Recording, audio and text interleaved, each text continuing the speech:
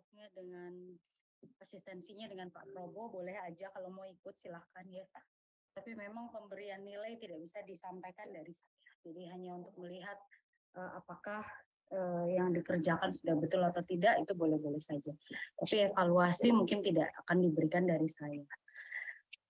Saya lanjut dengan, ada pertanyaan? Udah? Pertanyaan? Udah ada? Lanjut ya. Saya ambil materi teknologi. Ibu, permisi Bu. Yes. Saya ingin bertanya. Ya. Ini Bu, saya kan termasuk kelompok yang dengan asistensi Pak Prabowo. Apakah saya semisal tetap mengumpulkan laporannya bagaimana ya Bu ya? Ke Ibu atau gimana ya Bu ya? Kalau ke saya percuma karena tidak akan saya berikan nilai, karena nilai harus diberikan dari Pak Prabowo. Jadi saya tidak bisa memberikan nilai. Kalaupun saya memberikan nilai, nilai itu jadi 0 karena yang berhak untuk memasukkan poin praktikum itu bukan saya, karena saya tidak punya akses untuk memberikan nilai kepada kalian. Nah, jadi harusnya di Pak Prabowo. Akan tetapi kalau kalian ingin mengumpulkan tugas atau praktikum ke Pak Prabowo, ya mungkin terserah, bisa-bisa aja kalian kumpulkan. Walaupun nanti kayaknya udah disampaikan sama Pak Data, Pak Prabowo nggak berkenan ya untuk asistensi ya. Mana sudah minggu keberapa tuh? Udah masuk minggu terakhir. Baru kalian ketemu dengan beliau.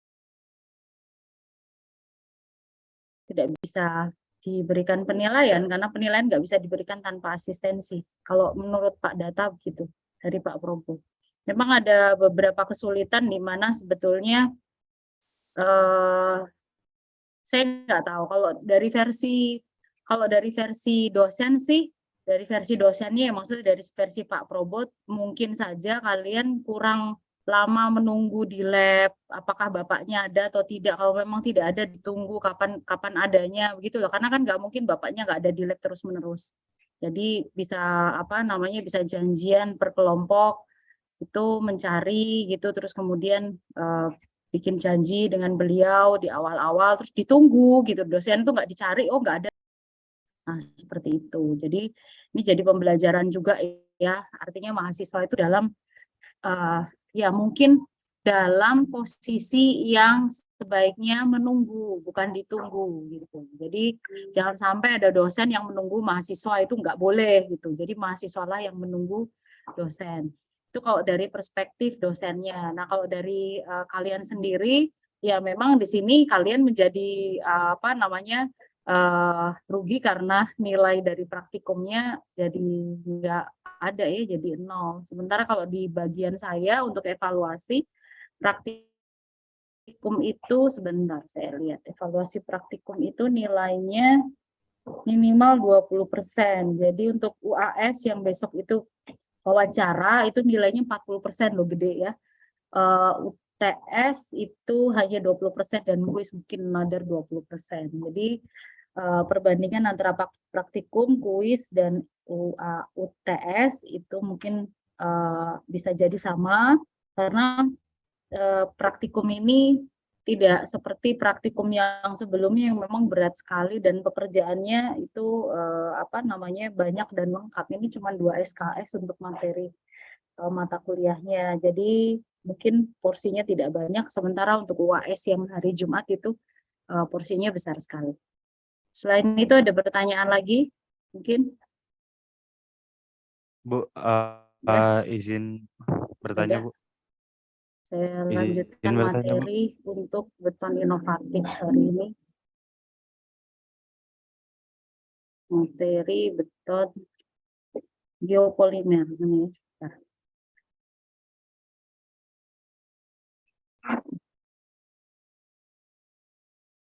Geopolimer.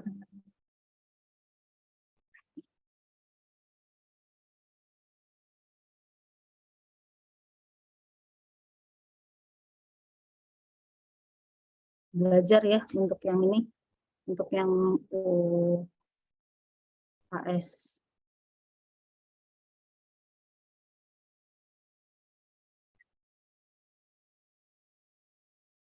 Ini mungkin materinya. Oke. Ada 2. Selain biopolimer ada healing. Biopolimer healing.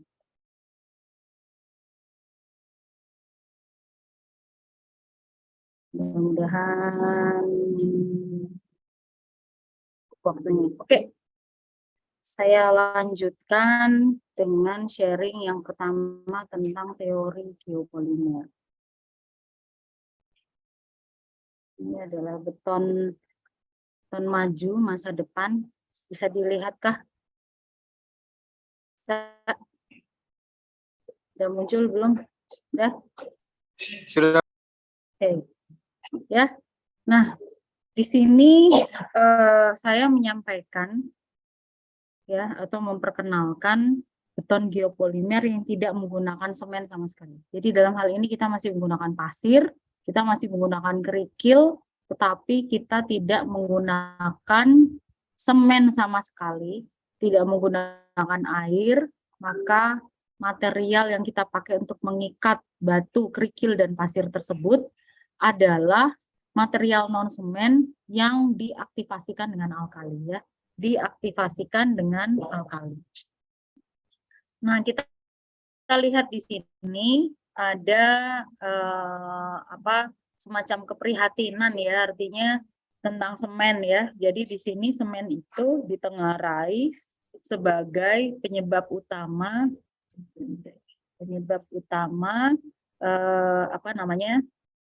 emisi CO2. Jadi di dalam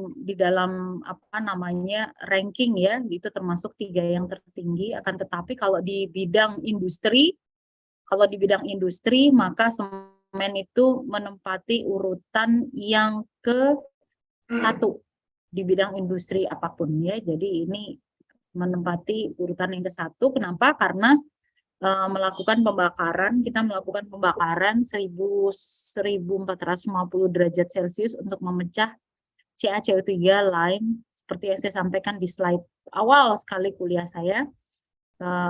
Banyak energi yang diperlukan untuk memecah CaCO3 menjadi CaO, ya. Kita perlu kapurnya semen sehingga akan melepaskan CO2, ya. Jadi CaCO3 yang diambil CaO, tapi yang lepas adalah CO2.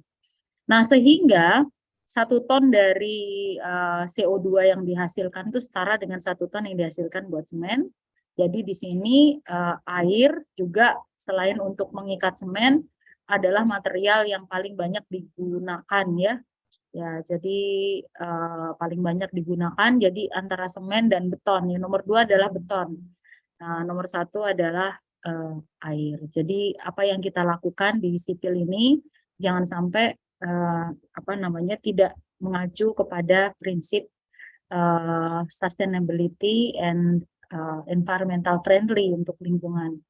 Ya, bagaimana kita melakukan reduction, karena kalau diprediksi sampai dengan tahun 2050 di situ emisi CO2 harusnya naik terus, semakin banyak manusia beranak pinak, kebutuhan rumah, apartemen itu menjadi meningkat. Kita lihat kadang-kadang untuk satu rumah bangunan yang gede aja cuman ditinggalin pembantu, ya.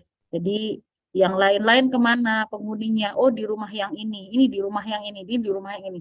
Betapa banyak beton yang harus dibangun untuk rumah yang sebesar itu yang hanya didiami oleh 1 atau 2 orang. Itu juga nggak benar, ya. Itu juga nggak benar. Nah, kita lihat di sini, memangnya apa sih bedanya geopolimer sama semen Portland? Kalau kita lihat di sini, semen Portland itu mempunyai ikatan hidrasi, ya, terhidrasi karena ada air. Jadi kapur itu terhidrasi dengan air, dan kemudian kalau kita lihat di sini ada ikatan antara kapur, ya, dan sedikit silika, ya. Ada kapur, kemudian ada silika. Dan yang warna biru ini adalah ikatan-ikatan hidrasinya. Jadi CSH, ya, CSH. Calcium silicate hydride. Nah, ikatannya termasuk kuat sebetulnya, tapi terbentuk karena air. Karena itulah semen Portland ini kalau terjadi kebakaran nih betonnya dia jadi nggak kuat ya karena ikatan hidrasinya lepas. Karena air dia akan menguap di suhu lebih dari 100 derajat Celcius. Nah, bagaimana dengan geopolimer? Geopolimer itu ikatannya tidak selemah ya, selemah ikatan dari Portland semen. Dia mempunyai ikatan yang sangat kuat, bahkan crosslink ya. Jadi nggak hanya ini satu banding satu, tapi dia juga ngeling ke tempat yang ke atom yang lain. Nah, jadi untuk melepaskan ikatan geopolimer itu harus memutuskan 4 bond ya, 4 ikatan dari SiO atau SiAl atau SiO, SiAlO, SiO, SiAlO, dan di sini sedikit sekali adanya air yang yang menjadi semacam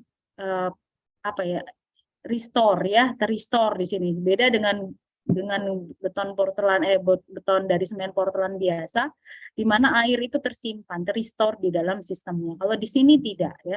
Jadi air hanya dipakai untuk ikatan kimia untuk melakukan reaksi kimia. Setelah itu terbentuk ikatan yang sangat kuat, bahkan ini seperti keramik ya, karena itu tampilan geopolimer itu seperti tampilan keramik. Jadi nanti kalau yang datang ke workshop saya, ini nanti di Keputih Tegal Timur nomor 8, nanti saya tunjukkan contoh-contoh produk dari geopolimer.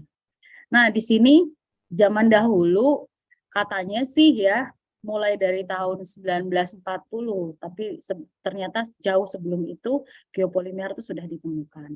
Jadi ada yang ditemukan di Roma gitu, ada yang bilang ditemukan juga di Kiev ya. Jadi di sini juga ada yang bilang bahwa alkali activated material ya, alkali activated material atau alkali activated concrete. Kenapa begitu? Karena mengandung alkali ya, karena dia menggunakan alkali. Jadi semua material yang menggantikan semen, contoh misalnya fly ash, kita pakai sebagai pengganti semen 100%, maka fly ash tersebut diikat dengan alkali. Alkalinya pakai apa? Nah, kita lihat kalau dari tabel periodik itu sebelah kiri itu isinya ada alkali metal, ada alkali tanah. Nah, yang biasanya yang dipakai adalah alkali metal ya, alkali logam seperti natrium atau kalium ya. Jadi ada Na, ada K, itu yang paling banyak dipakai untuk mengikat fly ash untuk menggantikan semen dan air. Nah, sebetulnya term atau istilah geopolimer ini ditemukan oleh Davidovits yang menggunakan term itu sebagai geopolimer. Yang lain tidak menggunakan term geopolimer, menggunakan istilah alkali activated material atau whatever, tetapi yang dimaksudkan di sini adalah material yang tidak mengandung semen sama sekali. Jadi di tahun 1970-an ini Davidovits ini pergi ke Mesir ya. Dia pergi ke Mesir, ke piramida untuk mengikuti perjalanan para arkeolog, dan karena dia orang ahli kimia, dia ngambil artefak ya, dia ngambil sampel ya sedikit dari piramida, kemudian sama dia di XRD, X-ray diffractometry, dilakukan X-ray, terus kemudian dia kaget ternyata ini bukan batu biasa. Jadi piramida itu sebetulnya komposisi dasarnya mirip sekali seperti beton modern. Karena itulah dia percaya bahwa Firaun zaman dahulu, Farao ya, zaman dahulu orang Egypt itu, orang Mesir sudah berhasil menemukan beton ya, sudah berhasil menemukan beton dan sudah membuat bangunan high rise ya, bangunan high rise tinggi kan dia, piramid itu tinggi dan precise itu. Kalau mau kalau mau diukir gitu gimana caranya ngukir? Nah, itu pasti dicetak. Nah, pasti di casting ya, pasti dicetak, dan teknologi beton harusnya sudah lama sekali, sudah sangat tua. Nah, setidaknya ditemukan pada zaman Firaun ya. Jadi di sini beberapa masih dalam tahap riset, tetapi ada beberapa yang sudah tahap komersial. Nah, kita lihat pada zaman Firaun sebetulnya kalau kita lihat, saya pada waktu saya studi S3, saya cari betul-betul, karena memang kakak kelas saya orang Mesir mengatakan bahwa piramida itu bisa aja dibangun berdasarkan sihir, karena zaman Faraoh itu banyak sihir, but I didn't believe that. Jadi saya pikir nggak mungkin itu, jadi dia harus ada istilah sainsnya, harus ada sains yang mendukung, nggak mungkin lah dia dari sihir bertahan sampai ribuan tahun ya. Jadi memang betul di dalam Quran ya, di sini disebutkan Al-Qasas ayat 28, bisa cari ya, Al-Qasas Quran surat 28 ayat 38, ya itu ngomong ya, Firaun tuh ngomong gitu. Dia ngomong ke ininya, ke kabinetnya ya. Nah, dia ngomong ke kabinetnya, dia bilang nggak ada Tuhan lo selain aku, dia bilang gitu. Nggak ada loh Tuhan selain aku. Nah, coba tuh, katanya Musa katanya ada maha tinggi kan gitu, maha tinggi. Dia bilang, hai Haman, gitu. Haman ini menteri PU-nya lah ya, menteri apa ya, Bappenas lah ya. Ayo dikerjakan di proyek gitu. Haman, kamu kerjain proyek pakai tanah liat. Nah, kemudian buatkan untukku bangunan yang tinggi, tapi dia bilang di sini menarik ya, bakarlah. Jadi terjadi proses kalsinasi atau proses mengaktifasi mineral dari tanah liat untuk bikin bangunan yang tinggi. Nah, berarti bahan bakarnya, material dasarnya adalah tanah liat yang dibakar. Kenapa tanah liat harus dibakar? Ya, belakangan ini kita paham bahwa tanah liat yang dibakar itu menyebabkan material atau mineralnya teraktivasi sehingga mudah untuk bereaksi dan bisa melekat satu sama lain menjadi binder, menjadi pengikat ya. Nah, kalau kita lihat begini, ini Firaun ini memang kurang ajar banget sama Tuhan. Tapi kalau kita sebagai orang sipil ya, kita lihat gini, gila ini Firaun ini keren banget ya, ternyata engineer dia gitu. Dia ahli kimia juga, dia ahli fisika juga, dia ahli sipil juga, karena dia bisa nyuruh Haman untuk bikin bangunan tinggi ya. Oke, kita lihat di sini. Ini adalah hasil-hasil yang dikerjakan oleh Yani van de Venter. Jadi ini teman saya di Australia, Profesor van de Venter ini adalah CEO Zeobon Group. Jadi di sana fly ash-nya banyak banget di Australia. Jadi dia sudah membuat Zeobon namanya. Itu material geopolimer, nggak pakai semen sama sekali, udah bikin macem-macem, dia udah punya staff. Ini dulu waktu saya dapat data dari dia waktu ketemu di Cina bareng conference.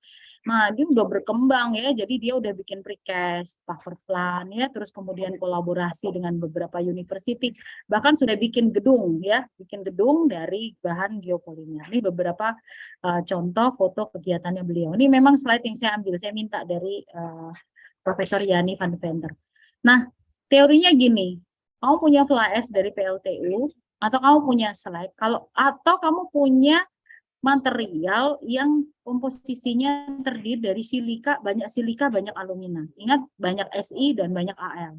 Ya, kalau dianya Si aja kayak Agus Pampadi ya itu banyak Si, Al-nya nggak ada, nggak bisa dijadikan bahan geopolimer. Dia harus ada Si dan Al. Nah, kalau kita lihat tadi, bentar ya.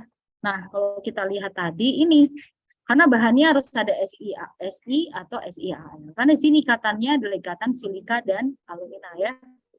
Oke, kita lihat di sini bahwa setelah kita mendapatkan material yang sudah bisa kita deteksi bahwa dia mengandung Si dan Al, dan salah satu yang paling menarik adalah ternyata lumpur Sidoarjo itu mengandung Si dan Al.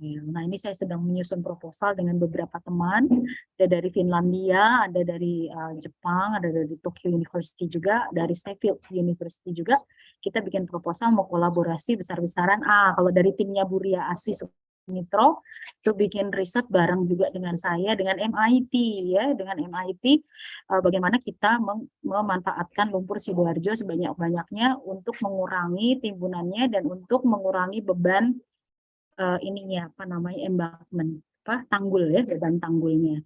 Nah, ternyata lumpur Sidoarjo itu kalau dibakar di suhu tertentu ya, dia jadi aktif aktif, sifat aktivasinya seperti fly ash gitu. Jadi dia dikasih sodium silikat dan NaOH. Jadi kalau kita lihat natrium hidroksida ini sifatnya adalah basa. Basa itu pH-nya di atas 7 ya, tapi ini pH-nya udah lewat 14, lewat lah ini. Konsentrasinya tinggi ya NaOH yang dipakai. Kemudian kita perlu juga sodium silikat. Nah, sodium itu juga Na ya, atau natrium silikat. Sodium itu adalah kata lain dari natrium. Kita perlu natrium silikat, kita perlu natrium hidroksida, semuanya dicari di mana? Ada di toko bahan kimia, gampang dicari dan gampang ditemukan, bisa dibeli. Dan ini dalam kondisi yang terlarut ya, dalam kondisi larutan. Nah, ini dicampur aja, dicampur, kasih kerikil, dikasih pasir, hasilnya seperti ini. Hasilnya adalah beton dengan kekuatan yang bagus. Kita lihat apa yang sudah dikerjakan oleh Van de Venter di sini, bahwa kalau dari tampilannya tuh mirip seperti beton biasa ya. Jadi cara mengerjakannya juga sama seperti beton biasa dengan hasil yang sangat bagus gitu, bahkan kekuatannya juga bisa kita dapatkan sampai 100 megapascal. Jadi kuat tekannya juga bagus banget ini ya, beton geopolimer. Dan kalau kita lihat bahwa kenapa kok dia bisa mengikat dengan sangat hebat, sangat bagus, karena contoh misalnya fly ash, lumpur Sidoarjo atau slag atau kayak kaolin, metakaolin, kaolin tuh China clay ya, itu dibakar terus kemudian dicampurkan dengan bisa NaOH, bisa K. Ini M itu adalah metal, karena ini alkali metal ya. Bisa NaOH, bisa KOH, itu bisa dicampur, terus kemudian dia bisa menjadi material yang keras, jadi binder yang keras. Nah, kita lihat di sini, alkali aktivator nih apa sih? Oke, fly ash kita tahu, fly ash kita tinggal minta dari PLTU ya. Alkali aktivator ini apa? Jadi ada 2 alkali aktivator di dalam geopolimer, beton geopolimer. Yang satu adalah sodium silikat dan yang kedua adalah sodium hidroksida. Yang paling penting adalah sodium hidroksida ini ya, paling penting ya. Sodium hidroksida terus kemudian sodium silikat. Keduanya ini bisa ditemukan di toko bahan kimia, bebas. Jadi nggak pakai izin apa, kita bisa beli, mau beli berapa kilo, mau beli berapa banyak ya. Nah, untuk yang sodium hidroksida ini yang kita temukan kebanyakan adalah bentuknya flake atau padatan ya, dalam bentuk solid.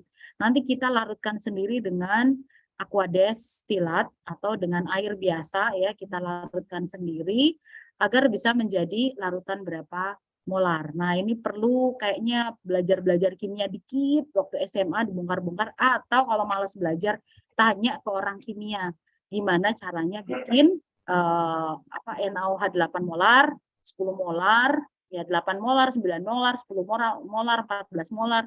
Yang jelas semakin tinggi konsentrasinya semakin sedikit airnya, karena semakin kental ya. Kayak gula gitu, kalau airnya dikit kan konsentrasinya semakin tinggi ya. Nah, ini biasanya bisa kita konsultasikan, kita tanya ke orang kimia, bikinnya gimana? Oh gini, oh iya ya saya baru inget ya gitu.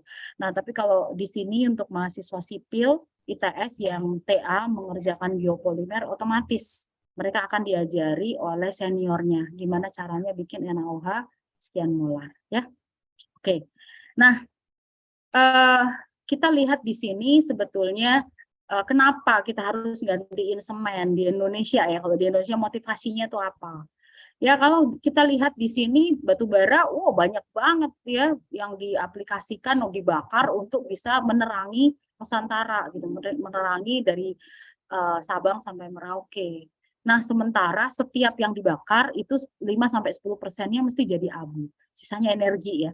Jadi kalau kita bakar kayu kayak tukang bakaran sate gitu kan mesti ada abunya ya, walaupun sedikit mesti ada abunya. Nah, abunya ini semakin lama jadi semakin banyak dan menumpuk. Gimana cara menggunakannya? Kalau digunakan hanya sekedar menggantikan semen berapa persen, nggak habis-habis. Gimana caranya supaya kita mengaplikasikan itu 100% menggantikan semen biar cepat habis ya.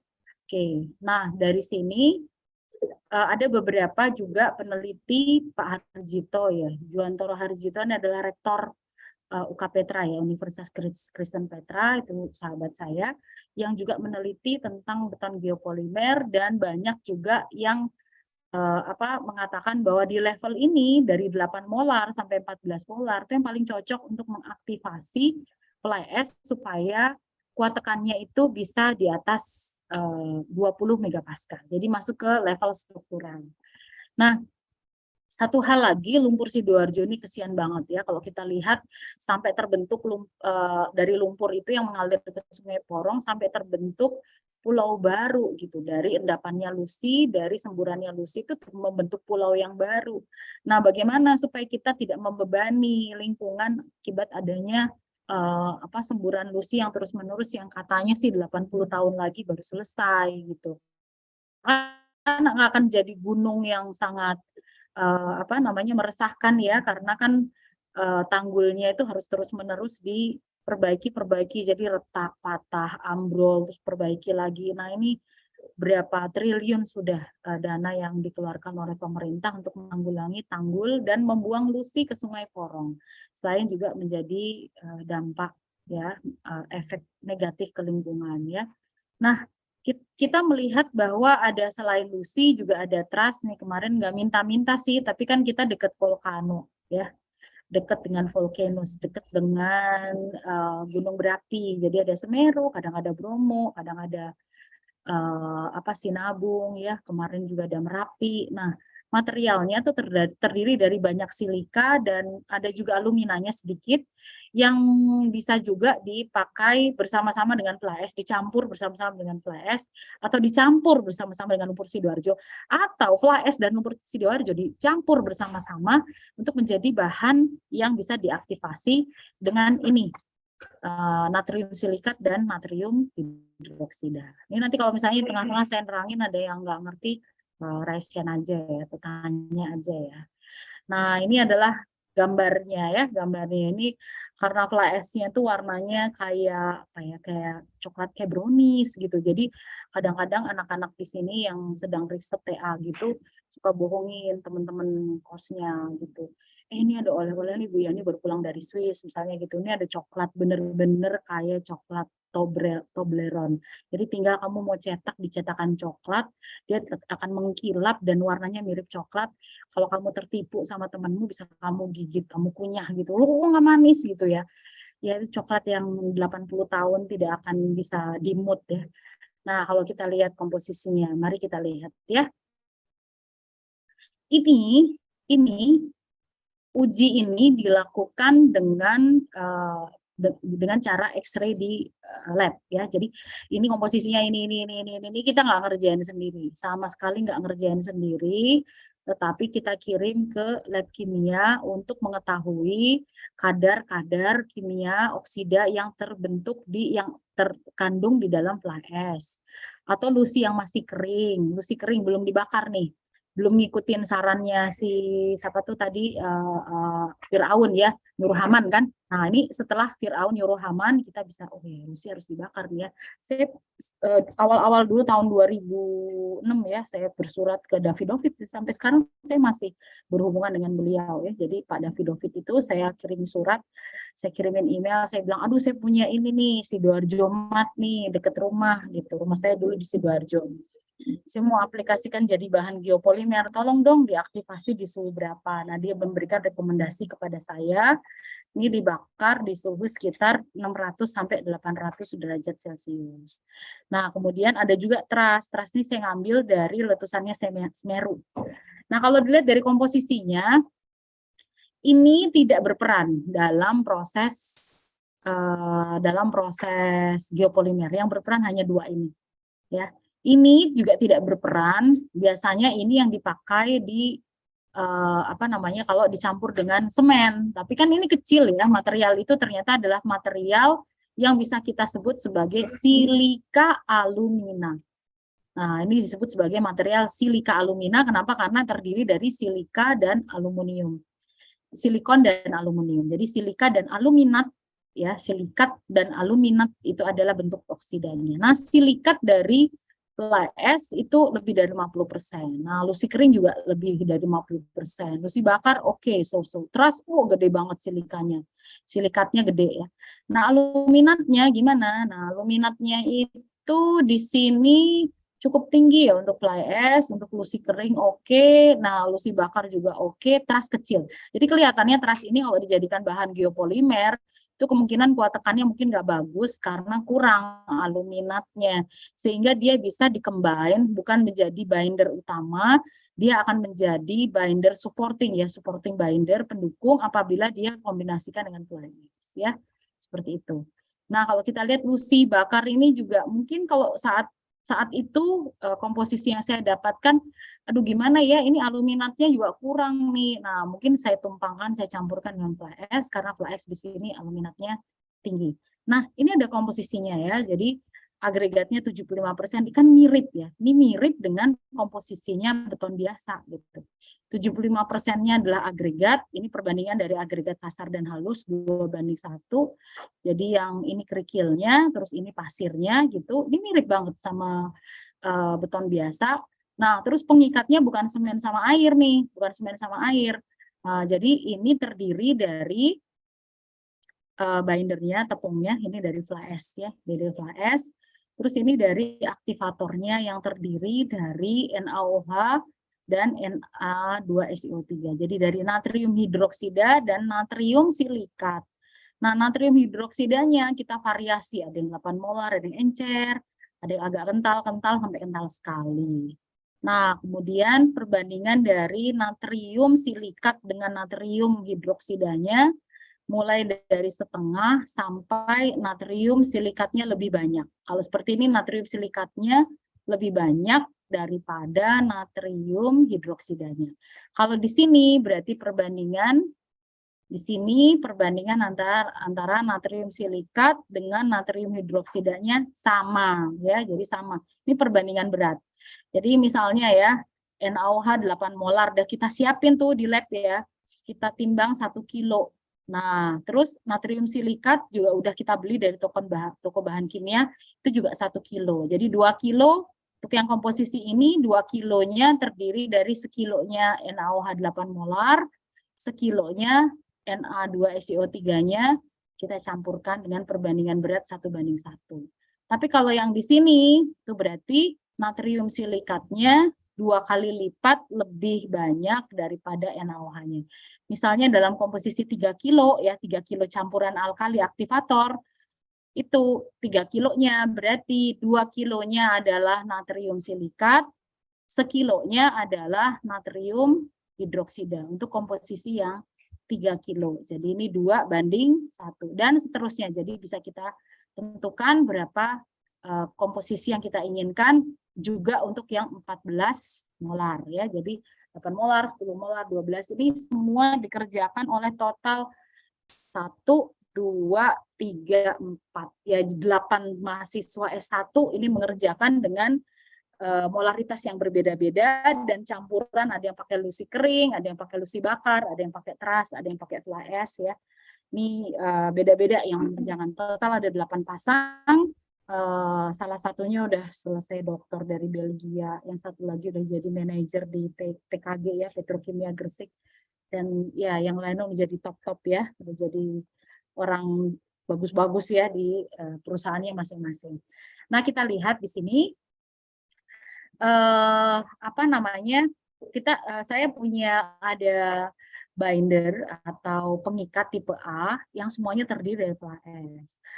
Dan tipe B saya bandingkan antara fly ash dengan lusi kering, itu nggak 100%, 25%-nya lusi kering, 75%-nya fly ash. Lusi kering ini lusi saya ngambil dari tanggul itu, terus kemudian saya keringkan, udah gitu aja. Saya oven gitu, udah gitu aja. Tidak saya lakukan pembakaran. Sehingga kalau tidak saya lakukan pembakaran, kemungkinan binder tipe B ini paling jelek ya. Paling jelek mungkin kuat tekannya karena pengikat utamanya hanya 75% ini cuma numpang. Nah, tapi tergantung dari binder tipe C ini. Lusi ini saya bakar. Lusi ini saya bakar, terus kemudian saya campurkan dengan fly ash. Ini jadi binder, iya. Ini jadi binder, iya. Binder tambah binder, kemungkinan kuat tekannya jauh lebih baik daripada yang ini. Ya. Nah, trust juga demikian, saya menggunakan trust 25% untuk saya bandingkan dengan lusi ya. Bagus mana trust sama lusi. Lusi itu kan apa? Lumpur vulkanis ya, lumpur vulkanis. Trust itu adalah sejenis lahar ya, jadi seperti pasir vulkanis yang keluar dari volcano. Jadi ini sebetulnya bersumber pada bahan yang kira-kira mirip ya, sama ya.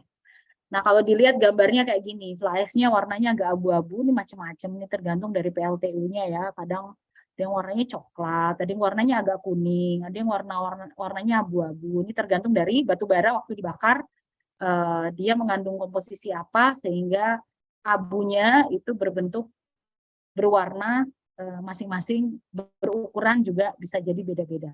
Nah, lusi yang udah dikeringkan, yang udah di oven kayak gini. Jadi bentuknya gambarnya kayak semen ya, mirip kayak semen, abu-abu, sama dengan fly ash ini juga abu-abu. Lusi bakar nih, lusi yang udah kering ini dibakar di suhu, waktu itu suhu berapa ya? Suhu 600 kayaknya. Kita bakar, 800, suhu 800 derajat Celcius. Terus habis itu kita haluskan supaya dia ukurannya sehalus semen. Nah, truss ini sudah halus ya. Nah, ini bentuknya juga truss ini agak gelap. Ya, truss ini dari Semeru kita ambil agak gelap. Nah, tadi yang saya bilang padatan, sodium hidroksida ini adalah komponen alkali utama, natrium hidroksida atau sodium hidroksida. Ini bahannya seperti padatan, harus kita kasih air dengan komposisi tertentu sehingga airnya bisa sedikit, bisa banyak. Kalau semakin encer ya molaritasnya turun ya. Nah, sodium silika itu kayak gel gini, kayak gel, bentuknya kayak jelly ya. Ini natrium silikat atau sodium silikat, bentuknya seperti ini, nanti dikombinasikan dengan ini dalam kondisi sudah sama-sama cair untuk menggantikan air. Nah, kita lihat di sini ada pengujian kuat tekan, ada kuat tarik belah. Kuat tarik belah kemarin sudah saya jelaskan, itu yang beton yang ditidurkan, ya, geprek ya. Kalau ini yang ditekan ya, ditekan. Nah, kalau ditidurkan, digeprek, dia terbelah kayak gini. Makanya disebut splitting test. Ya, dia terbelah. Terus kita uji porinya, ya pori betonnya seperti apa kita uji. Terus kemudian kita analisa hasilnya, ya. Nah, hasilnya adalah, lihat nih. Nah, untuk yang NaOH agak tinggi, 12 dan 14. Kita belum bicara yang 8 dan 10 ya. Ini untuk yang 12 dan 14 yang menggunakan konsentrasi tinggi ya. Konsentrasi tinggi berarti itu kadar airnya dikit ya. Jadi ini kental sekali. Dan mulai dari perbandingan Na2SO3 ya, natrium silikat dengan natrium hidroksida mulai dari 0,5 sampai 2,5. Ini bukan apa namanya, bukan 0,5 M nih, 0,5 sampai dengan 2,5. Nah, kita lihat di sini yang juara-juara ini sampai mendekati hampir 55 megapascal di umur 28 hari. Bahkan di umur 7 hari ada yang sampai 40 megapascal. Ini sesuatu yang luar biasa ya. Artinya beton biopolimer itu sangat potensial untuk diaplikasikan menggantikan beton biasa. Nah, kalau kita lihat di sini sebagian besar itu adalah elemen yang struktural. Ya, hanya satu saja yang didapatkan yang tidak struktural karena kuat tekannya di bawah 5 megapascal. Ini kenapa demikian? Karena kemungkinan sodium silikatnya itu rendah. Ya, jadi perbandingan antara natrium silikatnya itu terlalu rendah, 0,5, sehingga dia kekurangan sumber silika yang bisa meningkatkan dia kuat tekannya menjadi yang struktural. Nah, kemudian kalau pakai fly ash juga 100%, tapi NaOH-nya kita ganti 8-10, wah ini juga keren gitu ya. Artinya nggak perlu pakai yang kekentalannya tinggi, ternyata ini juga bisa sampai hampir mencapai 50 megapascal. Ya, jadi ini juga promising banget ya, menjadi material yang bisa kita tonjolkan untuk jadi harapan masa depannya, beton inovatif ya, yang tidak menggunakan semen sama sekali. Ini 8 dan 10 juga juara ya. Nah, bagaimana kalau dikasih lusi kering langsung keok ya. Tadi fly ash-nya itu 75%, lusi keringnya 25%. Pakai molaritas tinggi mentok-mentok di 15. Paling jadi pagar rumah nih, pagar rumah 15 megapascal aja nih. Nah, apalagi yang ini ya, yang molaritasnya rendah nih 8 sampai 10 molar aja nih, lebih rendah lagi ya. Karena kenapa? Lusi ternyata tuh menyerap air. Jadi nggak bisa diaduk, workability-nya jelek, selamnya drop.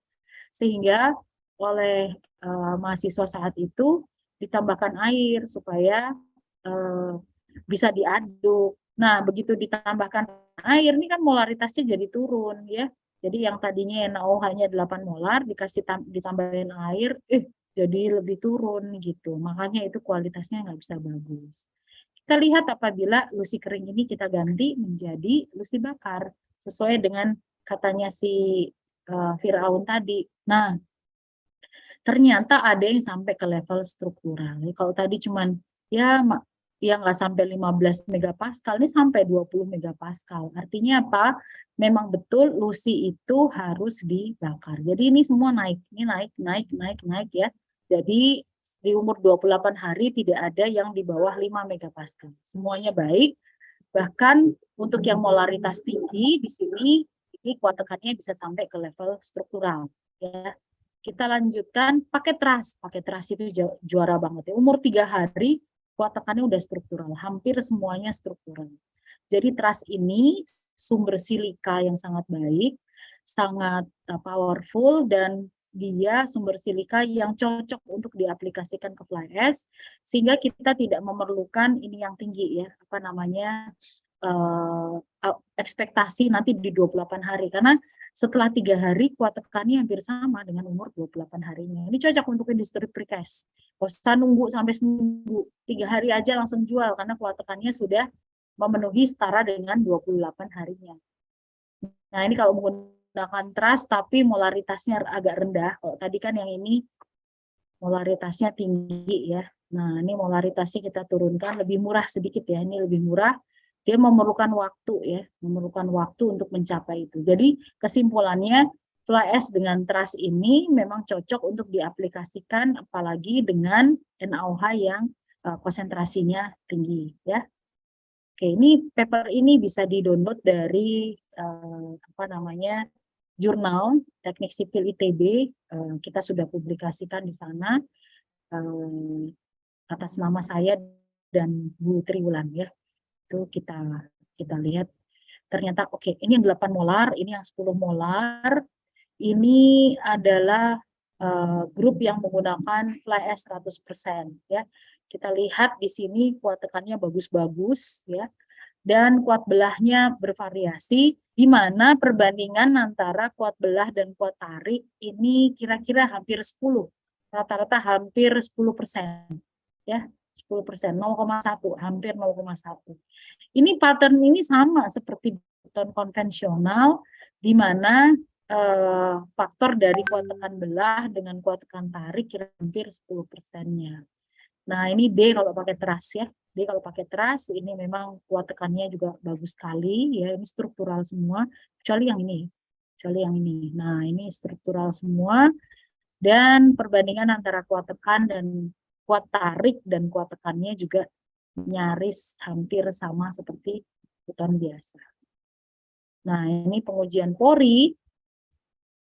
Porinya itu, pori total yang ada di dalam beton itu dihitung, ternyata semakin tinggi perbandingan natrium silikat itu menyebabkan kandungan porinya menjadi turun. Artinya apa? Betonnya jadi padat. Gitu.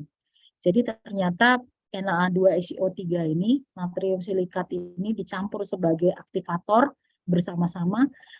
Ini yang diminta itu adalah yang apa namanya, komposisinya lebih banyak natrium silikatnya di sini, ya, menyebabkan pori menjadi lebih padat. Oke. Nah, ternyata kelemahannya setting time-nya juga cepat ya. Setting time-nya cepat. Di sini setting time-nya kalau kita lihat ya, awal setting time pengikatan awal di sini 15 menit. Pengikatan awal 15 menit untuk yang molaritasnya silikatnya sedikit tapi sodium silikatnya banyak, ini setting time untuk pengikatan awalnya agak diperpanjang sedikit. Tapi di sini yang perlu kita waspadai adalah setting akhir. Jadi beton itu mengeras hanya di 40 menit setelah diaduk. Nah, setelah diaduk setting time di 40 menit ini nggak cocok kalau kita leha-leha santai-santai atau mengecor dalam jumlah yang sangat besar. Jadi di sini diperteori bagaimana caranya supaya beton geopolimer ini ya kuat tekan akhirnya kuat tekannya memang bagus, tapi pengikatan akhirnya itu juga harus panjang. Ini masih 40 menit, jadi nggak sampai 1 jam udah mengeras dia di molen. Ya, apalagi pakai yang 12 molar ini ya 30 menit sudah keras di sini ya. 30 menit di sini sudah keras ya. nilai Islam di sini didapatkan 0, akan tetapi baru-baru ini di tahun 2001 sampai dengan tahun 2022 grup kami sudah menemukan bagaimana caranya membuat self-compacting geopolimer concrete. Jadi udah nggak 0 lagi. Ini nilai Islamnya udah sangat baik, udah bagus banget. Yang ini dulu pada waktu ditemukan di tahun 2006 ya. Ini penelitian tahun 2006-2007, ini semuanya Islamnya masih 0. Jadi berat banget ini ngecornya. Nah, baik, saya lanjutkan. Ini adalah resume ya, resume. Sehingga fly ash 100% kita campurkan dengan aktivator baik 8 sampai 14 molar itu akan menghasilkan kuat tekan yang sangat signifikan ya. Kuat tekannya bagus, maksimum sekitar 51 dan betonnya jenisnya struktural. Akan tapi kalau cuma pakai lumpur kering aja di sini molaritas yang disarankan harus agak tinggi dan itu pun maksimum yang dicapai hanya 15 megapascal. Nah, sebaiknya lumpur Sidoarjo ini dibakar. Setelah dibakar, campurkan dengan fly ash dan kita akan mendapatkan kuat tekan yang struktural dan menginginkan konsentrasi natrium silikat yang tinggi. Nah, tetapi kalau menggunakan trust di sini jelas ini bisa masuk ke level struktural dan yang direkomendasikan adalah juga yang konsentrasinya tinggi. Bahkan di tahun 2018 kami mencampurkan adukan beton biopolimer yang dibuat dengan air laut. Di Vietnam itu dibuat dengan pasir laut dan baik-baik saja, tidak terjadi korosi atau karat. Jadi direkomendasikan biopolimer ini untuk material yang tahan air laut, tahan sulfat, tahan bakar, tahan ledak. Ya, jadi ini ada beberapa rekomendasi untuk beton geopolimer yang tidak bisa dicapai oleh beton biasa. Nah, harganya di sini sih masih agak mahal ya dibandingkan dengan beton konvensional. Karena apa? Karena alkalinya ini masih impor. Ya, belum tahu juga kalau ternyata soda Indonesia bisa menghasilkan alkali dari Indonesia karena memang kan kita lautnya kan banyak kita ya, laut di mana-mana. NaCl. Nah, NaCl-nya tinggal dimurnikan dan direbus sampai suhu di atas 400 derajat Celcius, kita akan mendapatkan NaOH ya. Jadi cuman Indonesia masih belum punya aja pabriknya. Jadi masih impor aja dari Cina. Nah, ini adalah susut yang kami uji. Ini saya ujinya di Tokyo waktu itu. OPC, Ordinary Portland Cement, pakai Portland Cement. Ini adalah waktu ya. Waktu, ini OPC, grafiknya OPC. Ini adalah waktu pengamatan sampai 40 hari. Sementara ini adalah susut yang terjadi. Semakin ke sini susutnya semakin ke bawah, semakin ngeri ya. Semakin gawat dan semakin mungkin betonnya mengalami crack. Ya, sebelum masa layannya. Jadi ini baru 40 hari setelah cor, ini terjadi susut yang besar. Semakin ke sini semakin besar. Warna merah adalah Portland Cement dengan menggunakan low water to cement ratio. Perbandingan antara air dan semen 35%. Nah, sementara untuk Portland Cement kita kasih slag. Kita berikan slag, limbah dari pabrik besi, ya pabrik baja, itu dengan low water to cement ratio juga meningkatkan resiko sampai hampir 2 kali lipat. Ya, ininya, susutnya. Akan tetapi geopolimer enggak gitu. Geopolimer di level yang aman ya untuk susutnya. Kita lihat di sini bahwa ada 3 jalur geopolimer, kemudian ada jalur Portland Cement yang dengan low water to cement ratio, dan jalur Portland Cement yang menggunakan slag. Slagnya menggantikan semen sebanyak 40%. Ya, ini yang dilakukan pengujian di Jepang. Dan mereka khawatir sekali bahwa shrinkage atau susut pada beton yang mengandung slag ini menjadi sangat besar. Sehingga sekarang mereka baru belajar ini. Kita udah tahu dari tahun 2005, tapi mereka baru belajar teknologi geopolimer untuk mendapatkan beton yang susutnya rendah. Ya, oke. Nah ini curing temperatur kalau kita masukkan ke mesin oven atau apa namanya steamer ya untuk industri precast, maka kalau kita curing di suhu 60 derajat Celcius kuat tekannya bisa naik signifikan. Kalau kita curing di suhu 90 derajat Celcius juga tambah naik. Jadi geopolimer ini sangat cocok sebagai dimasukkan ke dalam material yang berpotensi di industri precast, artinya precast itu kan di steam ya, beton itu habis dicor, dimasukkan ke dalam cetakan, terus kemudian dikukus di mesin kukus yang besar. Untuk jadi tiang pancang, untuk jadi gorong-gorong, untuk jadi apa tuh? Yudit, untuk jadi apa precast lagi ya. Banyak ya. Jadi slab ya, jadi balok precast atau apa namanya lantai precast gitu. Nah, itu di steam dan mendapatkan kuat tekan beton kita itu sangat tinggi, nggak perlu nunggu 28 hari, jadi umur 7 harinya udah bisa jual. Ya, umur 7 hari udah bisa dijual karena kuat tekannya udah tercapai di umur 7 hari. Nah, geopolimer ternyata juga gitu, bahkan kuat tekannya bisa meningkat sampai berkali-kali lipat ya karena di steam. Kemudian ini adalah compressive strength. Kalau geopolimer sengaja kita masukin air di dalamnya, sengaja kita beri air, strength-nya langsung turun signifikan. Ya, walaupun dia di curing di suhu tinggi ya, tapi kuat tekannya turun signifikan apabila kita tambah-tambahkan air di dalam geopolimer. Atau kita kurang-kurangi molaritasnya. Molaritas NaOH-nya kita kurang-kurangi, dia semakin encer. Artinya faktor dari air di situ banyak sehingga kuat tekannya bisa rendah. Karena itulah di sini apabila ini cuma 6 molar, ini 8 molar, kemudian ini 10 molar, kita lihat NaOH yang dipakai beda, di curing di suhu yang sama, tetap aja hasilnya beda. Nah, ini juga misalnya ini cuma 8 molar, ini 10 molar, ini 14 molar, misalnya seperti itu. Dan kalau di curing di suhu yang sama, 90 derajat Celcius, tetap aja hasilnya beda ya, karena apa? Pengaruh dari air. Ini adalah bilek dari teman saya juga, ini bilek dari Czech Republic ya. Jadi dia bikin bantalan kereta api, dia bikin gapura juga, ini di salju. Jadi freezing and thawing, geopolimer ini karena dia kuat terhadap suhu panas, dia juga kuat terhadap suhu yang ekstrim dingin ya. Jadi kuat juga dia, bahkan ya memang kalau di Cina ada percobaannya mereka coba ledakan dengan menggunakan TNT ya, diledakkan begitu antara beton biasa dengan beton geopolimer ya masih lebih aman beton geopolimer. Ini adalah pengecoran bahkan di bandara ya, jadi di bandara di Australia dan di Amerika ada yang sudah dicor landas pacunya dengan menggunakan beton geopolimer. Ini full scale-nya kayak gini gambarnya, ini pecor jalan. Ya, jadi udah jadi gedung juga.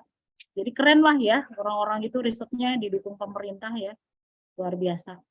Nah, jadi seperti ini decknya, rapi banget, bagus, tahan garam, tahan asam juga, awet juga ya. Jadi seperti ini. Ya, gorong-gorongnya juga mereka casting ya dengan menggunakan geopolimer. Dan ini adalah kolom-kolom precast ya. Ini precast siap untuk diangkut, untuk ditaruh di bangunan. Ini adalah slab lantai precast, bisa dipakai untuk bangunan ataupun bisa juga dipakai untuk jadi paving ya, di sini paving ya. Nah, jadi seperti ini.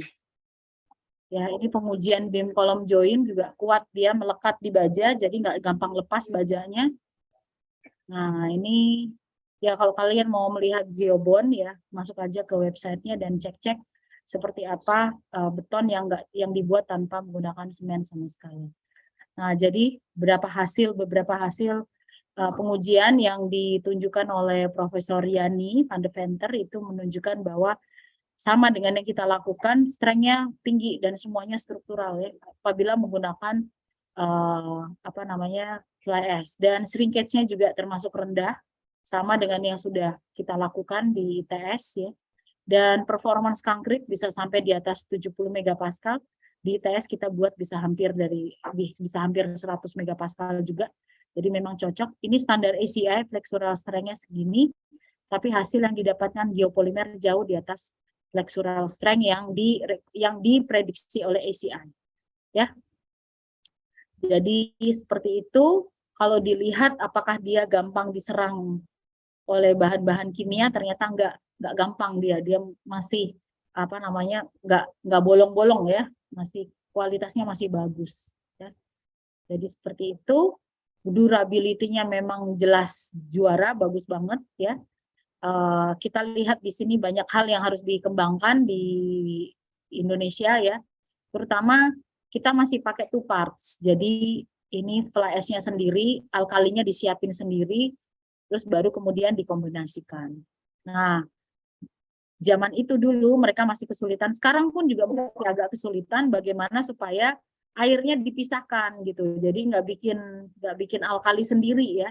Nih, kalau kita kan tadi bikin alkali sendiri, terus kemudian dicampurkan dengan fly ash.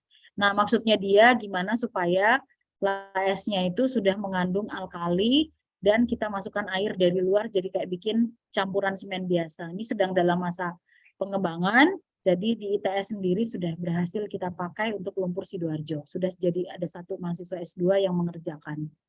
Ya, oke. Jadi seperti itu. Ada pertanyaan mungkin? Silakan. Materi ujiannya sampai sini.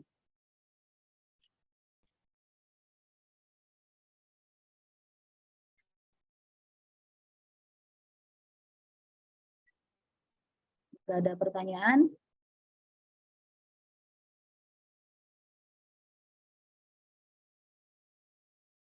Oke. Kalau tidak ada pertanyaan, ada pertanyaan? Nggak ada? Ya, saya lanjutkan sedikit tentang materi pemanfaatan bakteri di dalam beton.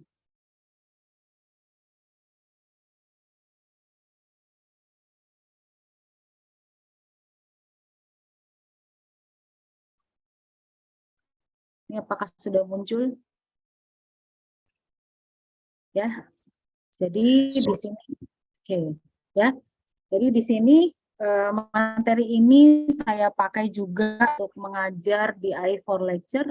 I4 itu adalah Ikatan Ilmuwan Internasional Indonesia. Jadi ini untuk di level dunia ya. Ini jadi yang ngikutin mahasiswa-mahasiswa S1 juga di seluruh dunia ya, mahasiswa-mahasiswa S1 yang berminat untuk melihat bagaimana beton-beton inovatif dikerjakan dari berbagai belahan dunia. Nah, saya mengusulkan materi riset kita ya di ITS yang terbaru, bagaimana kita memanfaatkan bakteri. Ini saya gambar sendiri ini. Jadi kalau mau dicari ini nggak ada nih, plagiat nggak ada nih. Asli ini saya gambar sendiri dan saya namai kartun ini namanya Dr. G Bio. G itu dari geopolimer, bio itu karena dia biologi, dia bakteri. Ini bakteri ya, bakteri atau jamur. Ini megang apa sih namanya, saya kasih pegang jarum gitu, terus ada benangnya supaya dia bisa nyulam crack. Nah, nyulam crack. Ya, jadi Dr. Jibayo ini adalah the crack healer, ya. Jadi dia adalah penyembuh crack pada beton. Jadi memang betonnya gimana caranya kita masukkan bakteri dan dia bisa menyulam crack di dalam beton dan cracknya bisa sembuh sendiri. Kita lihat mekanismenya seperti apa. Jadi ini sudah pernah saya jelaskan. Ini adalah seluruhnya adalah bahan pengganti semen. Bahan pengganti semen bisa slag, bisa volcano ash, seperti trust ya, seperti lumpur Sidoarjo juga boleh ya. Dan juga di sini rice husk ash ya, di situ abu skam ya, coal ash ini adalah fly ash, dan tailing sand ini sedang saya kerjakan dengan Freeport sekarang ya, ada kolaborasi riset dengan Freeport. Nah, kita campurkan ke dalam semen. Nah, the big question is, ya, ada pertanyaan ya, kalau semennya semakin kita sedikitin ya, dosa kita berkurang ya, karena kita pakai semen yang jumlahnya sedikit gitu. Dan kita nambah limbah yang lebih banyak di dalam beton kita. Tapi kita dapat strength yang rendah dan kemungkinan juga workability yang jelek. Seperti tadi saya sebutkan di kasus di geopolimer itu, di mana lumpur Sidoarjo itu menyerap banyak air ya, jadi performance-nya turun karena workability atau slamnya drop ya.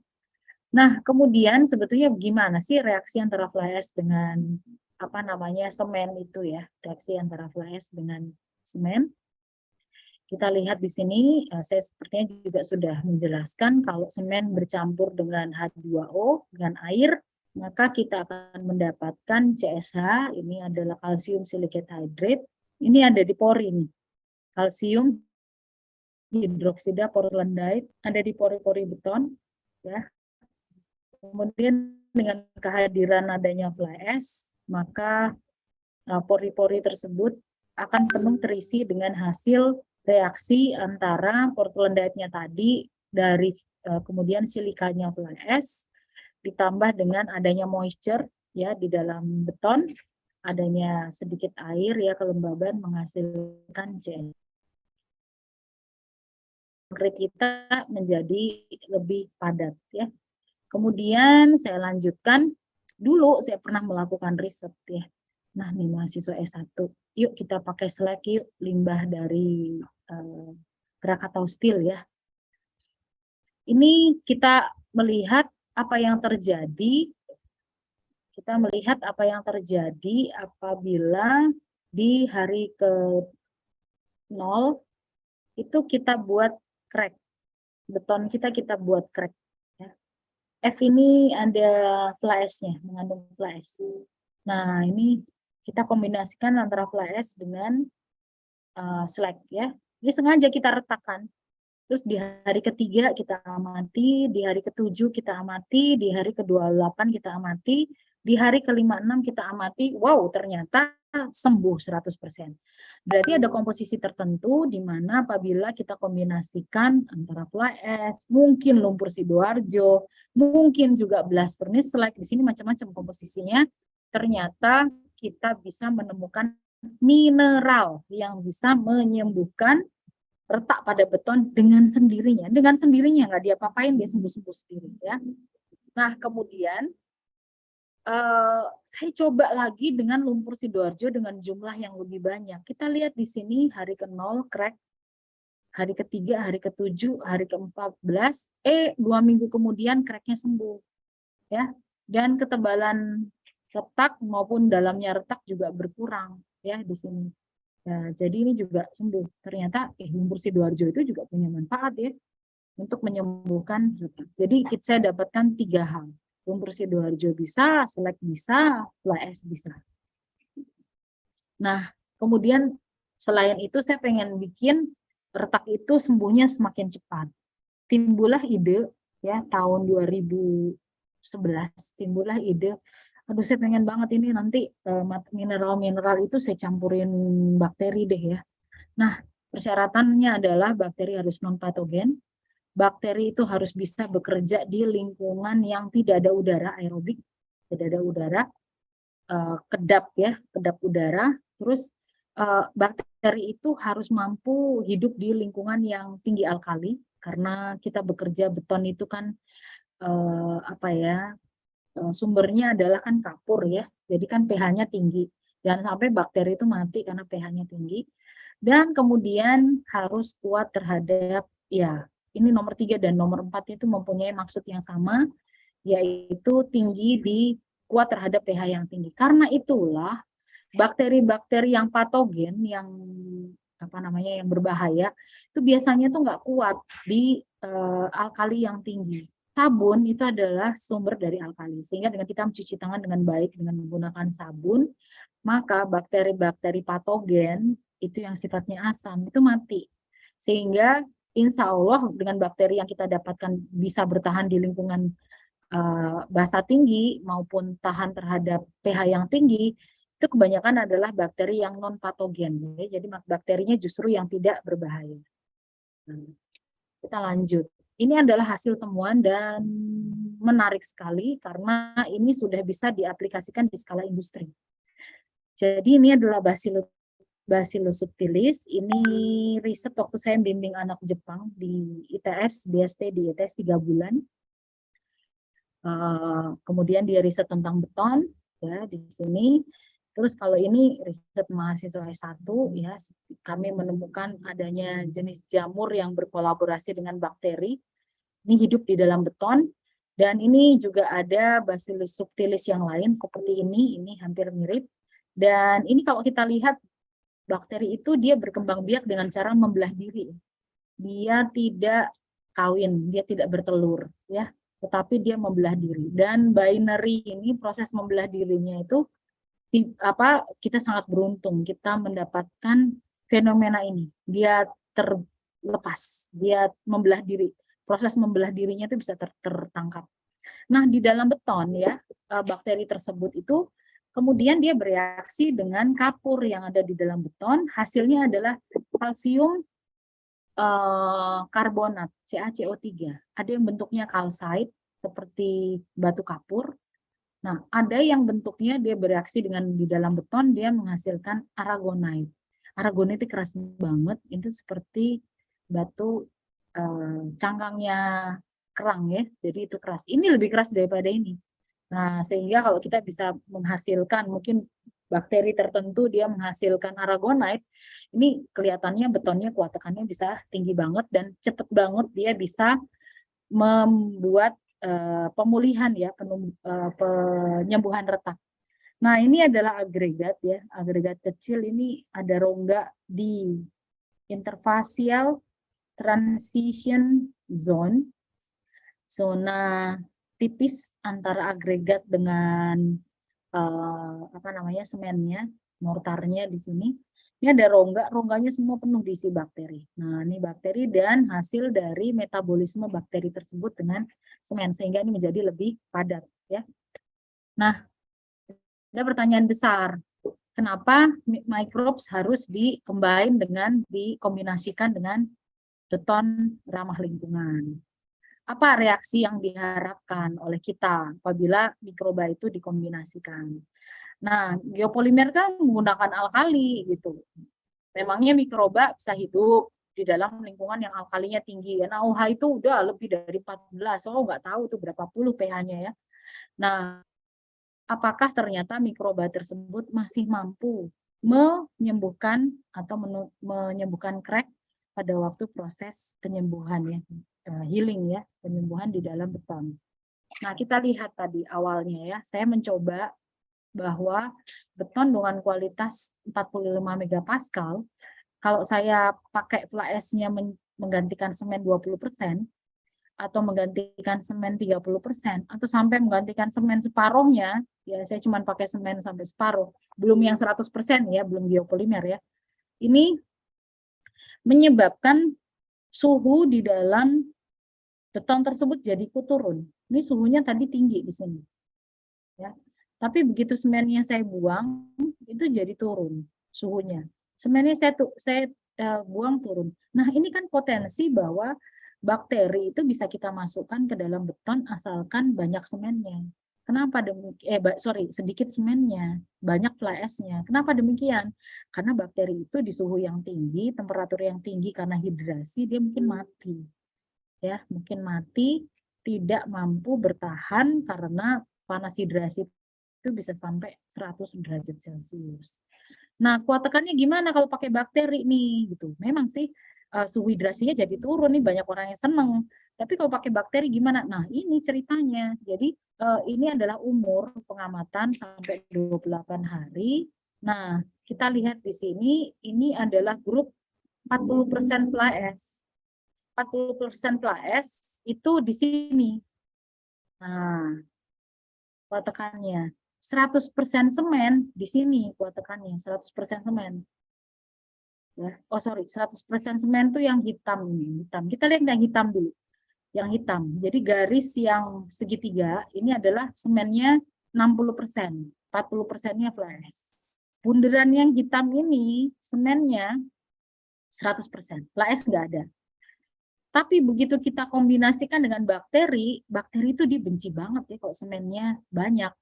Akibatnya drop kuat tekannya. Ini pakai bakteri, ini merah, pakai bakteri. Ada kode M. Jadi turun dia kuat tekannya. Ya, kalau kita kasih bakteri, kita masukkan ke dalam beton 100% semen. Tapi beton ini yang 40%-nya mengandung fly ash, ya, itu kuat tekannya jadi naik pada waktu kita kasih bakteri. Nah, berarti di sini ada clue bahwa 40% fly ash ditambah dengan bakteri akan meningkatkan kuat tekan. Berarti ada nilai kepadatan atau ada nilai kontribusi dari bakteri terhadap beton yang mengandung fly ash. Nah, jadi ini adalah cita-cita ya, cita-cita yang kita inginkan ya Dan digambarkan di sini bagaimana bakteri itu dia berada di dalam beton. Timbul urea ya dan CO2. Nih, hasilnya adalah urea dan CO2. Urea dan CO2. Nah, CO2-nya dipakai. CO2-nya dipakai untuk bereaksi dengan portlandite, menghasilkan kalsium karbonat. Ini fenomenanya sama persis dengan fenomena apabila mengandung fly ash ya. Jadi kalsium karbonat, kalsium hidroksida yang ada di dalam pori-pori itu bereaksi dengan bakterinya ya. Ini portlandite-nya itu yang ada di pori-pori tadi. Kalau yang tadi bereaksi dengan silika menghasilkan CSH, ya ini bereaksi dengan karbonasi. Jadi CO2 ya, CO2 dari respirasinya bakteri menghasilkan kalsium karbonat. Nah, ini kalsium karbonatnya menyebabkan beton menjadi lebih kuat. Oke. Dan ini yang kita dapatkan. Ya, kita lihat di sini bahwa kalau kita kombinasikan antara fly ash dengan bakteri, kita kombinasikan bareng, CO2 dari mikroba bereaksi dulu, karena fly ash itu agak lambat kan reaksinya, menghasilkan CaCO3 dari mikroba, sisanya masih ada, dimakan habis sama fly ash. Bereaksi, sehingga beton kita menjadi lebih padat. Nah, kalau kita lakukan analisa dengan menggunakan X-ray, di sini kita menemukan beberapa aragonite. Ada calcite, ada aragonite, berarti hasil dari pembentukan salah satu spesimen kita itu menghasilkan aragonite, pasti kuat tekannya naik signifikan, ya. Oke. Jadi ini adalah hitungan reduksi CO2 apabila kita mengurangi semen 30%, mengurangi semen 40%, mengurangi semen 50%, apalagi ini terus sampai 100%. Reduksi CO2-nya kilogram per kubik meter warna merah itu turun terus apabila semakin kita kurangi semennya dengan fly ash. Dan ini untuk kompresif strength-nya 25-an megapascal, ini kalau kompresif strength-nya 45-an megapascal, ini turun, reduksi CO2-nya turun. Kita bisa ngurangin dosa di sini ya, karena CO2-nya menurun jika kita menggunakan material limbah untuk menggantikan semen. Nah, di sini saya punya cerita, ini lucu banget, pada waktu itu saya di air Anyir, PLTU air Anyir. Jadi ini beton biasa, target kita 21 megapascal dengan menggunakan fly ash air Anyir ya. Ini belum saya kasih fly ash yang di 7 hari dan 28 hari. 7 hari yang merah, 28 hari yang biru. Terus saya buang dong semennya separuh. Saya buang semennya separuh, kuat tekannya jadi turun. Ya, umur 7 hari cuma 13 megapascal, umur 28 hari cuma 16 megapascal.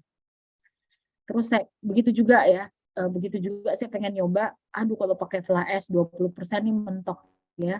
Nggak ada turun ya, kuat tekan nggak ada turun, karena ini fly ash yang dipakai sedikit ya, dibandingkan dengan ini fly ash yang dipakai banyak. Fly ash yang dipakai sedikit, oke lah, dia masih nggak terganggu, tapi masih kurang, kita ingin lebih banyak lagi menurunnya fly ash. Akibatnya ini saya pilih, terus kemudian saya kasih mikroba, nih dia. Saya kasih mikroba, saya kasih bakteri, saya kasih kapur sedikit ya, saya tambahin kapur sedikit cuma 3%. Wah, ini kuat tekannya ini ternyata ya dari yang sini 16 ya. Kuat tekannya jadi 24. Malah nggak turun nih. Berarti memang benar bakteri meningkatkan kepadatan. Nih, jadi ini seneng banget ini. Industri seneng banget melihat ini. Ya, jadi harganya murah, emisi CO2-nya turun. Dan kalau kita lihat di sini kuat tekannya juga nggak turun. Nah, di sini kalau semakin banyak fly ash yang kita kurangi, harganya turun, tapi di sini kuat tekannya juga masih masuk akal, dan sampai 50% pun mengurangi semen, kita melihat kuat tekannya dibandingkan dengan yang normal, ini masih baik ya. Jadi ini pakai fly ash, juga pakai bakteri, ini luar biasa ini. Harganya murah, kuat tekannya juga masih terjamin. Oke. Nah, kemudian ini yang ini saya skip aja. Nah, saya mau langsung ke healing ya, healing crack. Nah, ini kenapa kok kita harus menyembuhkan crack pada beton?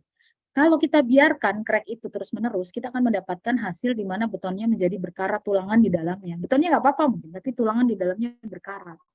Ya, jadi kalau kita lihat di sini, antara kelembaban dari kelembaban udara dengan ion-ion yang agresif bisa masuk ke dalam tulangan. Ini tulangan melalui crack yang ada. Jadi sebetulnya kita ingin covernya segini, tapi karena crack covernya tinggal segini. Covernya udah semakin tipis ya karena ada crack. Karena itulah harus kita lindungi ya. Kita lindungi. Jadi bukan berarti kita nambah-nambahin kuat tekan, bukan. Dengan kita menyulam ini, menutupi ini bukan berarti kuat tekannya nambah, tetapi apa? Durability-nya, keawetannya yang terjaga. Jadi kita stop di sini. Nggak boleh masuk. Bukan berarti kuat tekannya nambah, enggak ya. Kuat tekannya memang drop, tetapi di sini tidak terjadi intrusi ya, agresif ion masuk ke dalam beton kita.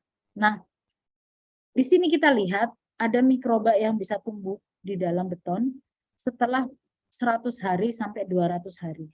Nah, dan mikroba inilah yang menyembuhkan crack pada beton kita. Nah, lebih signifikan lagi saya tunjukkan ini adalah mekanisme di mana bakteri masuk ke dalam bakteri dimasukkan di awal-awal. Pada waktu ngecor itu bakterinya udah dikasih. Jadi campur sama airnya, bakterinya udah dimasukkan di dalam airnya. Dan apabila crack terjadi, ini betonnya udah keras, ini di dalamnya ada bakteri, bakteri itu tersimpan di dalam pori-pori. Kalau terjadi crack, maka ini betonnya bakterinya bangun.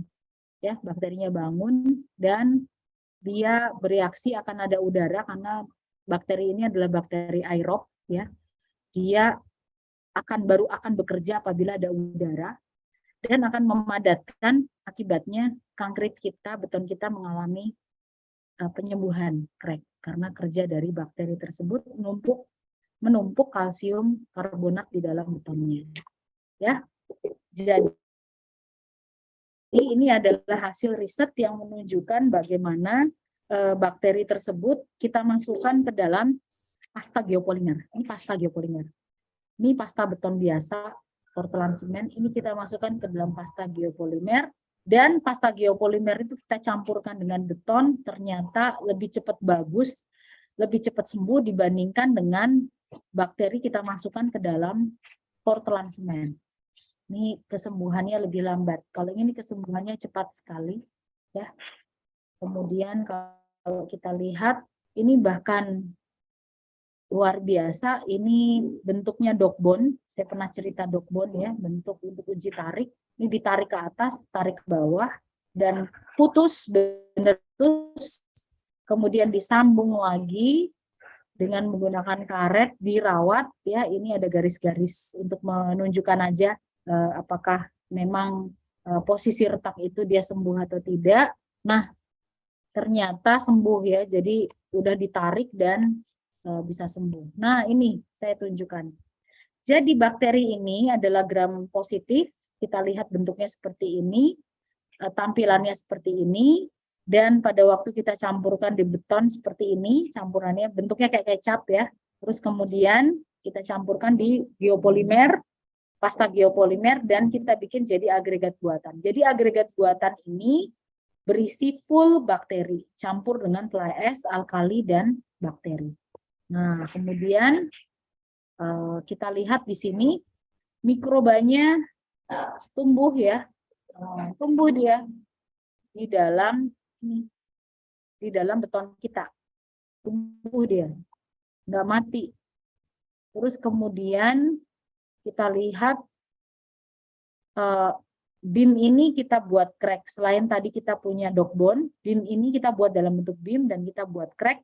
Dan habis itu kita cek dengan menggunakan alat ultrasonic pulse velocity, UPV, dan kita amati. Kita lihat di sini, ya kita amati di situ cracknya halus ya, nggak terlihat. Yang ngeri itu justru yang halus, nggak terlihat. Jadi nggak bisa ditambal. Kita nggak tahu kalau itu ternyata sudah crack gitu ya. Nah, kemudian kita lihat di sini hasilnya adalah seperti ini ya. Jadi ini healing dari 0 hari sampai 3 hari. Ini perhatikan. Sebelah kiri adalah fotonya real ya, real time, dan ini adalah bentuk dari penumpukan bakterinya sebelah kanan. Ya, jadi dibuat simulasinya kanan dan kiri menunjukkan bahwa kedalaman retaknya juga berkurang. Itu juga kedalaman retaknya berkurang. Dan proses tersebut kita amati terus sampai umur 100 hari. Ya, kita lihat sembuh tuh. Retaknya sembuh.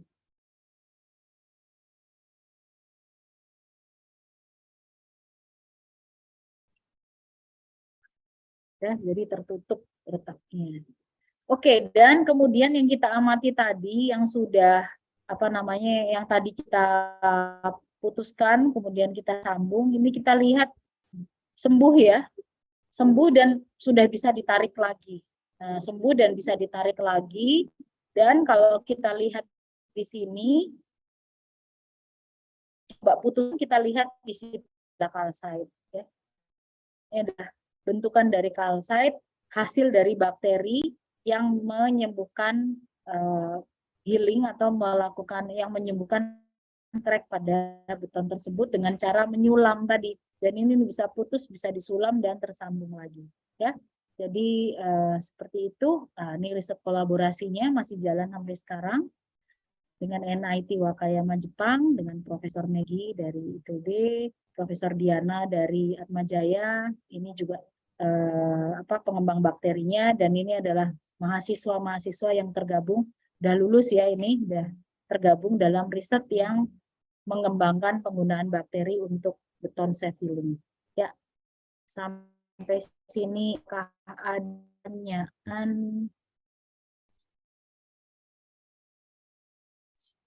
Izin bertanya, Bu.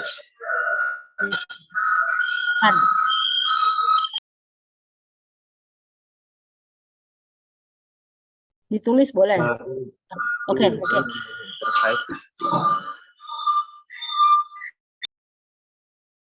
Boleh ditulis ya. Pertanyaannya boleh ditulis. Silakan Ardi, sembari Rizky nulis, Ardi mau nanya, silakan.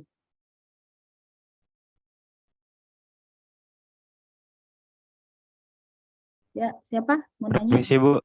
Ya. Saya izin bertanya. Oke, silakan. Ya. Jadi kan Ibu seperti yang Ibu paparkan tadi bahwa bakteri ini sendiri kan dia tidak bisa hidup di suhu yang tinggi begitu, Bu ya. Berarti apakah memungkinkan kita membuat beton yang memiliki karakteristik early high strength begitu, Bu, dengan ada bakteri di dalamnya, Bu? Lalu untuk pertanyaan kedua, Bu, apabila kita membangun sebuah bangunan begitu, Bu, di daerah yang mungkin memiliki tanah yang basah begitu, Bu, apakah memungkinkan beton dengan karakteristik yang bisa self healing ini terbangun atau bisa bekerja secara efektif, Bu, di tanah yang memiliki karakteristik basah atau pH yang tinggi begitu, Bu? Terima kasih. Oke, makasih ya. Jadi untuk yang untuk yang pertanyaan pertama, high strength concrete, kalau high strength concrete itu dicapai dengan cara steaming, di steam misalnya ya kan, industri precast itu pakai itu tadi ya, pakai steamer ya, dimasukkan ke dalam steamer dan dimasukkan ke dalam steamer supaya menyebabkan kuat tekannya menjadi tinggi ya. Dan ini sebetulnya kurang cocok ya untuk bakteri ya. Karena apa? Bakteri tersebut kemungkinan bisa menyebabkan, bisa jadi dia lemes ya, dia dorman ya, atau bisa jadi dia mati, tergantung jenis bakteri. Ada beberapa bakteri yang dia kuat terhadap suhu tinggi, tapi kebanyakan sebagian besar bakteri tidak kuat pada suhu tinggi. Nah, bakteri yang tidak kuat terhadap suhu tinggi ini yang kita gunakan di dalam beton kita inilah yang nantinya akan tidak berkontribusi apapun apabila early high strength yang kita capai dengan menggunakan steamer, terutama di suhu-suhu yang tinggi, 70-80 derajat Celcius. Kita tahu pasteurisasi kan di suhu 70-an, 80-an derajat Celcius ya, pasteurisasi susu yang kalian minum itu yang dari supermarket market kalau ada tulisan sudah dipasteurisasi memang untuk dibunuh dirinya, maka di situ dia sudah di steam atau direbus derajat Celcius untuk mematikan. Nah, untuk yang early high strength yang penggunaan semennya tinggi itu bisa diantisipasi tanpa menggunakan steamer ya. Jadi bisa diantisipasi dengan menggunakan cementitious material. Jadi early high strength itu juga bisa tercapai apabila menggunakan fly ash ya. Apabila menggunakan fly ash yang cukup banyak sekitar 40% menggantikan semen, akan tetapi pakai akselerator. Jadi pakai aditif ya kita tambahkan untuk mengakselerasi hidrasi. Nah, perlu juga dipahami bahwa apakah penggunaan akselerator ini meningkatkan reaksi hidrasi yang menyebabkan panas yang tinggi. Nah, itu kita perlu juga memahami itu karena seringkali juga fly ash itu tidak akan berpengaruh apapun untuk menurunkan suhu hidrasi karena semen yang dipakai terlalu halus. Jadi terlalu reaktif. Nah, dalam hal ini apabila suhu hidrasi resistensinya memang ada di kondisi di mana semen kita itu menyebabkan panas hidrasi yang tinggi. Hanya di suhu aja bakteri ini ya. Jadi ada beberapa riset yang saya kerjakan itu adalah bakteri tidak cocok untuk dimasukkan begitu saja. Dimasukkan ke dalam campuran beton gitu aja. Kalau yang tadi yang saya sampaikan itu adalah ada dua ya sebetulnya kalau tadi mau diantisipasi prosedurnya. Yang pertama adalah bakteri dimasukkan begitu aja di dalam campuran beton dengan kita campur dengan air. Nah, itu akan menyebabkan bakteri itu bisa langsung mati apabila terjadi suhu yang ekstrim menurut bakteri tersebut. Nah, antisipasi yang kedua adalah bakterinya dikapsulasi. Jadi bakterinya itu dimasukkan ke dalam media ya, ke dalam media yang sifatnya isolator. Jadi geopolimer itu adalah salah satu bentuk media yang sifatnya isolator. Itu nggak gampang mengalirkan panas geopolimer itu. Jadi dia kayak keramik ya, sifatnya kayak keramik, jadi nggak gampang mengalirkan panas. Dengan demikian apabila bakteri kita kapsulasi, kita masukkan ke dalam lingkungan geopolimer dan kita campurkan ke dalam beton, maka kita seperti mempunyai agregat buatan dari bahan geopolimer, jumlahnya tidak boleh banyak, dan di dalamnya sudah mengandung bakteri. Itu adalah antisipasi yang bisa dilakukan apabila kita ingin menggunakan teknologi bakteri ini untuk melakukan healing pada beton dengan early high strength. Akan tetapi kalau kita menggunakan bakteri ini dengan tujuan untuk meningkatkan kuat tekan sudah tidak perlu karena early high strength itu kuat tekannya sudah cukup baik sehingga pemanfaatan bakteri pun tidak memberikan dampak positif apapun. Tapi untuk healing bisa jadi kita menggunakan kapsulasi dengan menggunakan itu tadi teknologi geopolimer. Jadi kita buat dulu geopolimer pastanya, terus kemudian kita campurkan bakterinya dengan konsentrasi tinggi di dalamnya. Nah, kemudian setelah umurnya cukup, kita crushing, kita pecahkan, dan kita anggap dia sebagai pengganti pasir, atau kita anggap dia sebagai pengganti kerikil sebagian. Jadi kita taburkan di dalam beton, dengan tujuan nanti kalau terjadi crack, maka crack tersebut akan melewati agregat yang berisi bakteri, dan kemudian bisa melakukan penyembuhan pada beton kita. Nah, kayak gitu maksudnya. Ya, Akmal, sudah Makasih, Bu. dipahami. Nah, sekarang pertanyaan yang kedua tentang pH ya. Pada dasarnya bakteri tersebut ya, bakteri yang kita pakai adalah bakteri yang bisa bertahan di pH yang tinggi. Nah, pH yang tinggi ini sampai setinggi apa pH tanah tersebut? Jadi ada beberapa tanah yang sifatnya calcareous, artinya tanahnya itu mengandung pH yang tinggi ya, jadi pH-nya di atas 7, 8 gitu ya. Nah, ada juga tanah yang disebut dengan tanah bergaram sulfat. Itu pH-nya juga tinggi, 8 gitu ya. Nah, pH-pH yang tinggi tersebut ini sebetulnya nggak masalah buat bakterinya, karena bakteri yang kita pakai di dalam beton itu beton itu pH-nya kan bisa di atas 13,5 ya. Jadi rasanya aman-aman aja untuk bakteri apabila tanahnya itu mengandung pH yang tinggi, karena biasanya pH yang tinggi datangnya dari kapur. Nggak apa-apa, dia lingkungan di dalam beton udah kapurnya malah lebih ganas sih daripada tanahnya. Jadi untuk pH yang tinggi dia sekilas dia memang oke.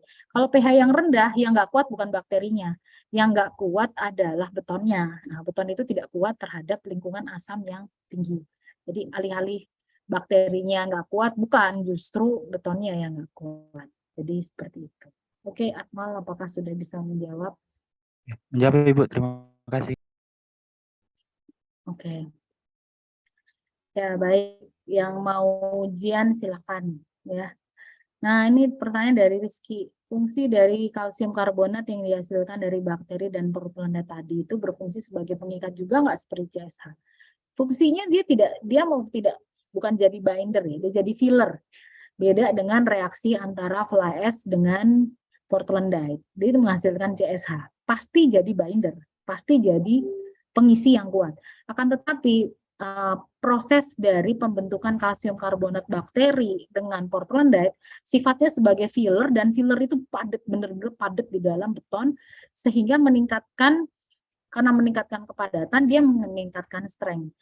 Nah, jadi ada dua perilaku di sini, di mana portlandite kalau bereaksi dengan fly ash dia menjadi padat karena itu besar, tapi di sisi lain portlandite ini bereaksi dengan bereaksi dengan bakterinya ya, CO2-nya ya, Ca dari CaOH dari portlandite bereaksi dengan CO2 dari bakteri, itu menyebabkan kalsium yang tergantung nih kalsitnya. Kalsium karbonatnya, apakah kalsite, apakah aragonite, atau vaterite. Yang paling keras adalah aragonite. Kalau dia pun terisi filler seperti aragonite, wow, itu luar biasa, di kuat tekannya bisa nambahnya bagus. Tapi pun kalau dia terisi dengan kalsite atau vaterite atau CaCO3 biasa, itu aja udah meningkatkan kuat tekan. Jadi tidak memiliki kemampuan tarik. Nah, CSH pun nggak memiliki kemampuan tarik yang tinggi ya. Jadi ada yang pengikat di situ, maksudnya itu adalah binding, dia mempunyai kemampuan untuk bersama-sama mengikat. Apa yang diikat? Yang diikat adalah kerikil dan agregat. Dalam hal ini enggak, dia sifatnya mengisi pori. Jadi itu sudah bantuan luar biasa bahwa pori-pori yang ada di dalam beton itu terisi. Itu udah bantuan luar biasa. Jadi beton kita menjadi lebih dense, lebih padat. Nah, untuk teknologi lebih canggih lagi nih ya Rizky, kami sudah mengembangkan dan menemukan tempe. Ini sebetulnya penelitiannya keren banget ya. Jadi memang tempe itu kita masukkan sporanya, kita seleksi, kita ambil sporanya, kita masukkan ke dalam beton, sehingga dia menjadi kapang. Dia berkapang di dalam beton, dan kapang itu terus kemudian mengalami pengapuran. Jadi kita punya kapang, kita punya microfiber yang sangat keras di dalam beton, sehingga mempunyai kemampuan itu tadi, mempunyai kemampuan binding, karena dia bisa merekatkan antara partikel yang satu dengan partikel yang lain. Jadi partikel ini direkatkan dengan partikel ini, karena dia sifatnya dia seperti jamur ya, seperti tentakel gitu ya, dia gitu. Jadi diikat gitu. Ini diikat dengan ini. Akibatnya apa? Tensile strength-nya naik, kemampuan tariknya meningkat. Itu jika dibandingkan dengan bakteri, itu jauh lebih baik dengan menggunakan kapang tempe. Tapi belum saya ceritakan di sini, karena kalau saya ceritakan bisa jadi 2 atau 3 pertemuan lagi. Gitu. Ya, oke, ada lagi pertanyaan? Tidak ada?